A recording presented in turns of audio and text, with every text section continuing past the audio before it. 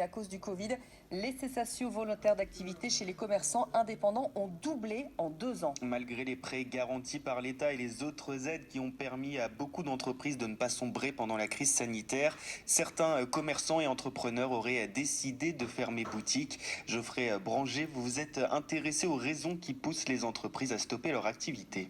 Alors déjà, depuis 2 ans, les indépendants sont très fragilisés. Les confinements, la hausse des prix des matières premières et de l'énergie ou encore l'inflation. Et Marc Sanchez, le président du syndicat des indépendants, le dit, les petits patrons anticipent et choisissent de dire stop pour éviter une liquidation judiciaire qui serait synonyme de faillite personnelle. Le chef d'entreprise devra effectivement engager son patrimoine personnel pour pouvoir rembourser les dettes de l'entreprise. Et c'est ce que veulent éviter aujourd'hui beaucoup d'indépendants pour pouvoir arrêter les frais dans la meilleure situation possible pour eux. Et puis ce qu'il faut bien comprendre, c'est que depuis le printemps, tous ceux qui en ont profité doivent maintenant rembourser les aides de l'État perçues pendant la crise du Covid.